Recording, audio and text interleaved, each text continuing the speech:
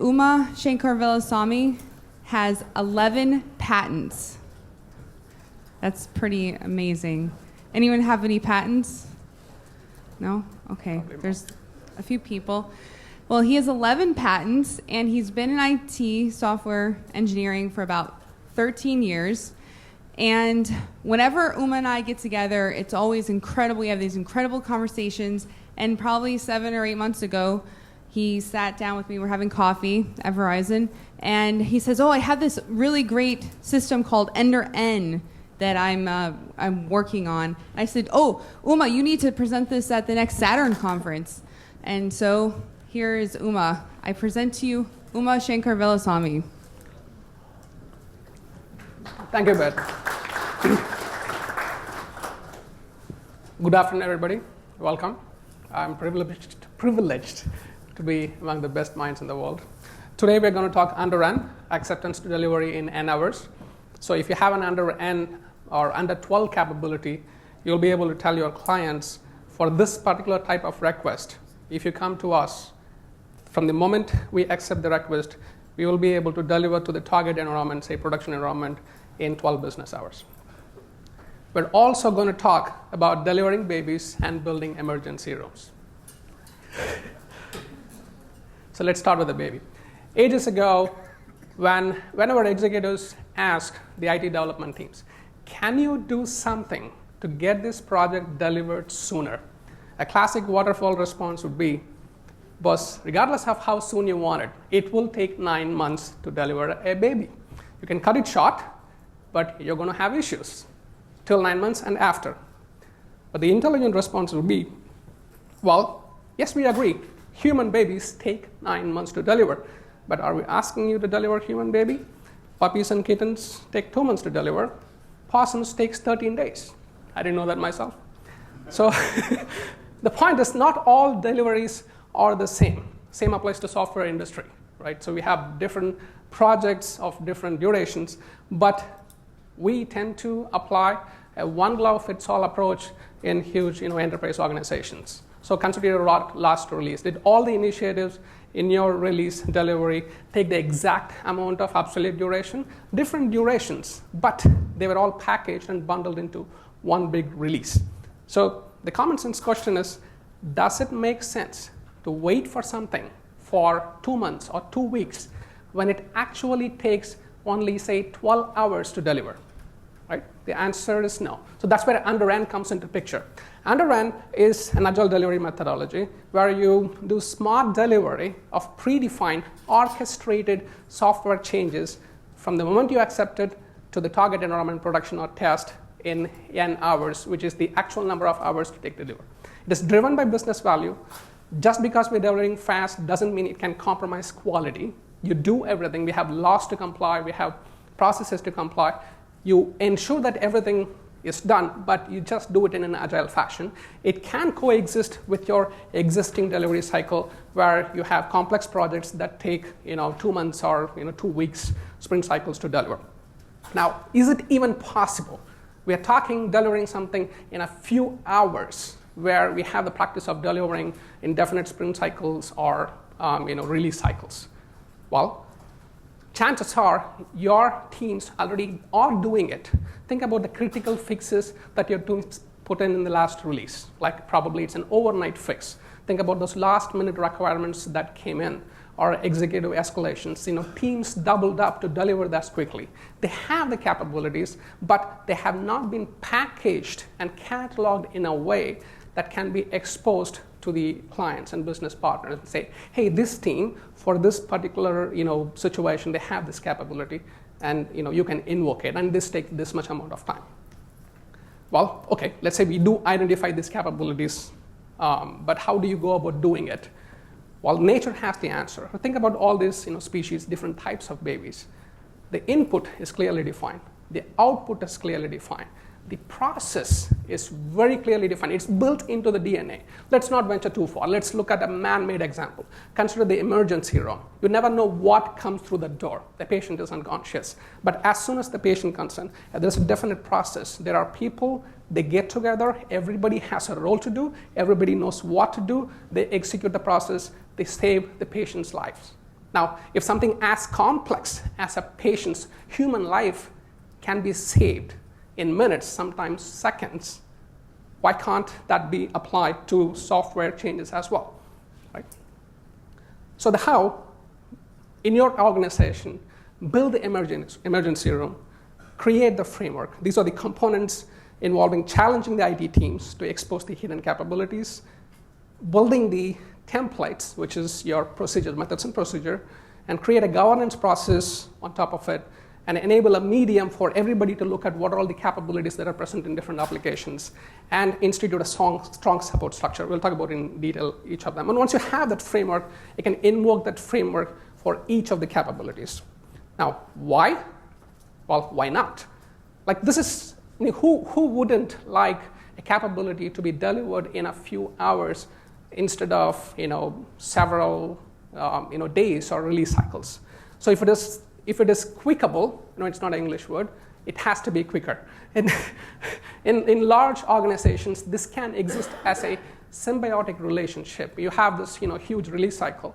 You take these little capabilities, you out of them, you get them over with, then the teams can focus on large, really complex projects. And you can literally transform time to market because you're delivering things in hours. And you are delivering business value in the time it actually takes to deliver. Like, let's talk about the framework components. The first is challenging the IT teams. With what you have now, what can you deliver in a few minutes or hours? You're already doing it. What are those? What can you potentially deliver? I know you don't have the capability now, but what can you do to potentially deliver this? And what atomic capabilities can you incorporate? So these are 4 patterns that are typically applicable in large enterprise applications. So data display, you retrieve the data from the database, you apply business logic and display in the GUI.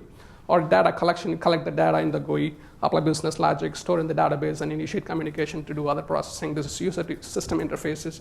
If you consider system to system interfaces, receiving data, you may publish a service, you get the data, you perform business logic, update the DB, and then initiate communication. Or sending data, you're consuming some services. If in any of these, if you can, regardless of what technologies or software you use, if you can enable an atomic capability in such a way that this particular capability is configurable, then that will enable an under-end capability in your organization. For example, there we have an under 12 capability for data display, which basically means that any change in the specific screens, whether it's addition of field or remove of field, or changing the layout, moving around the fields, from the time the request comes, we can deliver in under 12 hours without compromising the quality. Now the template comes into picture there. This is the second component. The template is your blueprint. So whenever you are launching a capability, you have to define the template. This completes that capability. The template will have the capability definition, the process flow with the individual steps, and how long each step takes, and who exactly is going to do the step. What are all the prerequisites for this capability to be invoked, whether regression testing is needed, whether deployment is needed. There's an appendix section, you'll have a sample of that.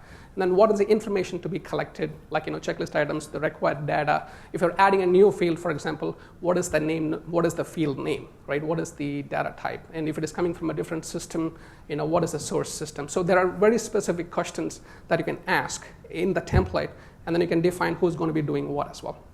And on top of it, you have to have a governance process. If you're creating a new capability, a facilitator receives the request, you define the capability, and then there is a governance team. This is a cross-functional team that looks at the request. Does it make business sense to launch such a capability? Yes, then define the template. This is, again, a cross-functional activity. You bring everybody together. It's really a fabric, tester, developers, production support teams, enterprise architects. You bring everybody together, define the particular template, and then you ensure that each and everybody knows what they are going to do. You document them, and then ensure this capability, this template, complies with the processes and the standards, and then you go ahead and then launch it. Now, once you have this capability launched, when somebody invokes this capability, the facilitator receives the request, you validate the prerequisite, the development team accepts or denies based on whether the prerequisites are met or not, and subsequently, the template, it's the ER. Everybody knows what to do precisely, and then they execute it, And then once the delivery is done, you measure the business value to ensure that this capability indeed generates the value it's supposed to. The medium, it can be as simple as a spreadsheet in your corporate wiki, or it can be an application lifecycle management tool where you define a specific workflow, with each and everybody getting a notification when that particular task is triggered. But this is a portfolio of all these capabilities of all the systems in one single central place. You can view them, you can invoke them, you can look at the metrics on how many capabilities have been executed in each of the systems and what business value that has generated.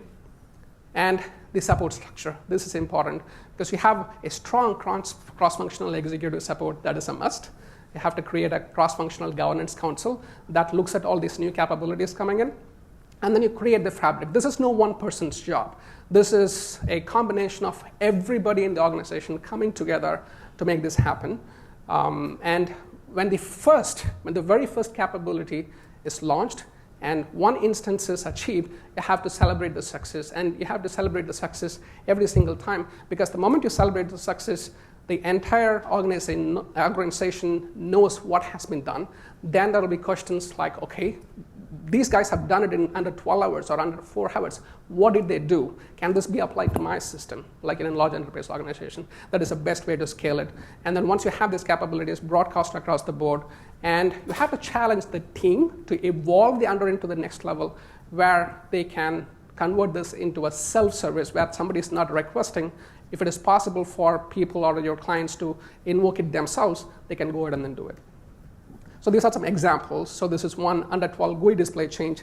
This uses this data display and data display pattern. So what's done here was all the fields, meaning and the queries that sources those fields, the layout, the position, everything was stored in a database in a typical MVC application. So whenever there is a change request that is coming in from the business partners or the clients, hey, can you add this new field?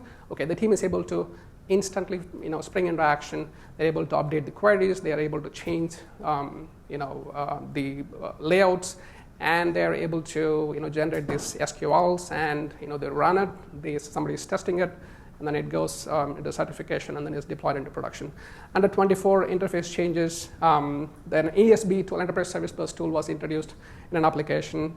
Along with the standardization of the interfaces, this team was able to deliver this interface changes into the test environment in under 12 hours. And then under 48, this is a metadata admin screen. This uses both the received data, sent data display, and data collection. This is basically screens that the teams are able to develop to hand it over to the business partners where they can perform all these operations. So this is practically screens where they can input data, and then we can put in the business rules that the data input is supposed to operate on. All of that is completely configurable, and they're able to deliver these screens in a matter of 48 hours because these are preset and the look and feel of the screen is fixed. So the challenges, what are the challenges if you're trying to launch an end-to-end capability in your organization? What are the challenges you're likely to face? First one is mindset change. When I first mentioned this to one of my business partners, saying that, hey, we have this capability where we can deliver the changes in under 12 hours, he asked me to repeat it. So I thought, he didn't hear it, so I repeated it. And then immediately he said, I don't believe you. So then we explained, how it can be done, and then he said, okay, now you're ready. Now we need to get ready because you're changing stuff. Now we need to have a mechanism to notify all the users that this thing has changed. So it's a mindset change, not from an IT standpoint, but also from the business user standpoint. It is a cross-functional collaborative activity. And then other challenge could be we're already busy. Like, you're launching a new process. How are we going to accommodate it? We can explain them that, it will actually gain more resources, more time for the resources to focus on your lengthy, complex projects, basically because in the current world, you are actually tracking the small changes alongside these big changes. So when you take them out, all the resources are not focused on tracking these small changes alongside the big changes. They come in, they get it done, they are out the way, and the teams can focus on the larger complex projects. And flooding, as soon as you're saying, I can make these changes in 12 hours, won't there be too many requests that is coming in, knocking our doors? How are you going to handle that? That's why, you have this template, you have where you can define the checklist, whether this is having, sufficient ROI.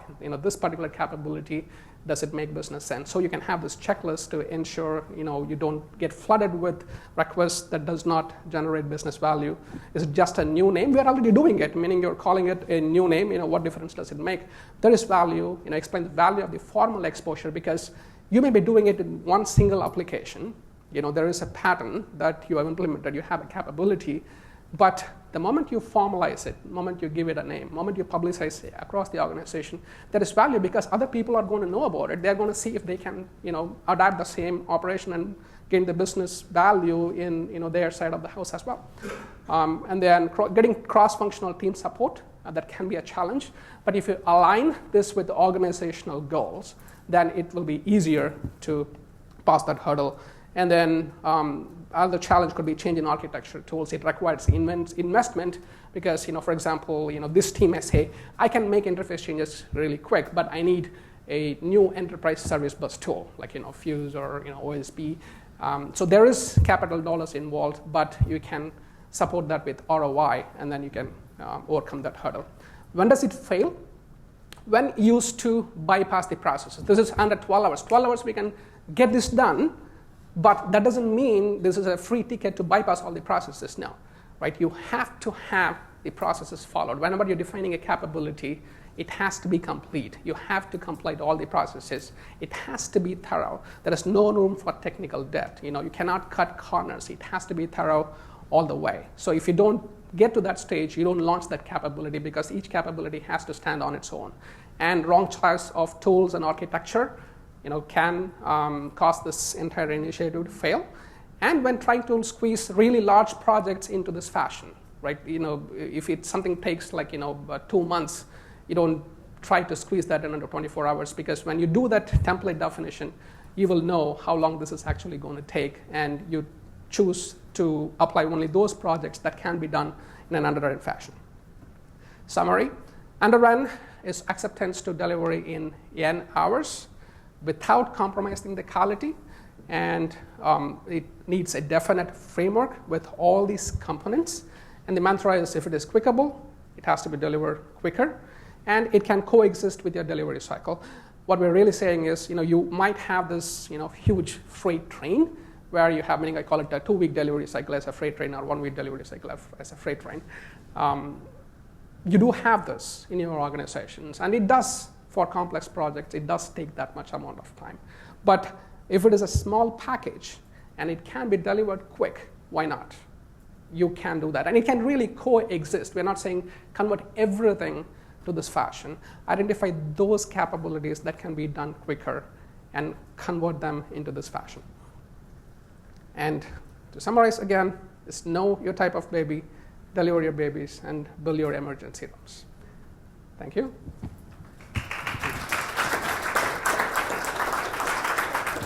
I'd like to welcome your thoughts, ideas, and questions. Go ahead. Yeah, it seems like you're assuming that the request is A, well specified, and B, feasible. So there must be some sort of governance structure that you have that screens the request somehow. That's right. So you do have the governance structure, as an example mentioned earlier, is critical.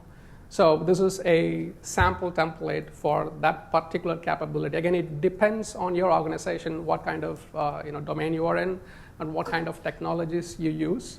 But when you're defining a capability, and this particular capability, for example, is adding a new field for display in a specific screen. So we have to define the specific process, and this is a cross-functional collaborative effort. And you have the prerequisites. What is all the data that is required? All these prerequisites have to be defined, and the checklists and the scenarios where this would apply.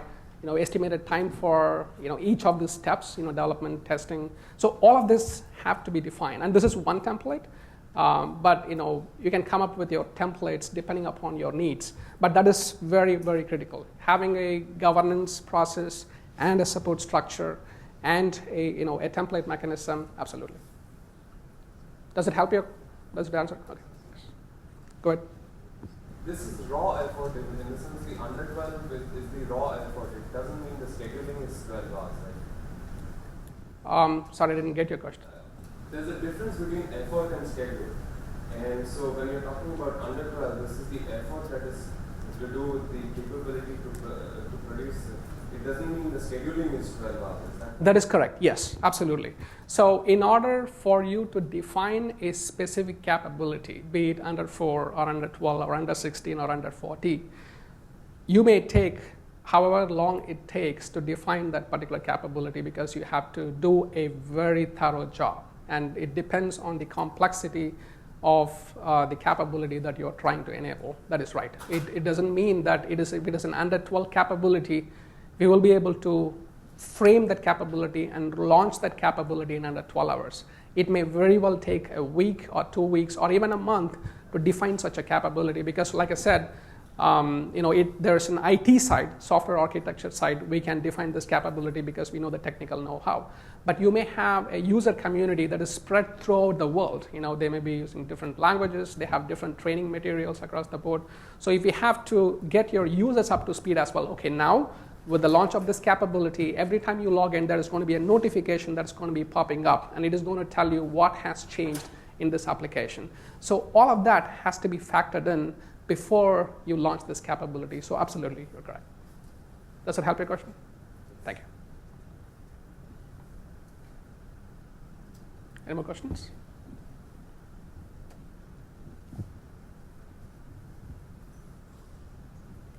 All right.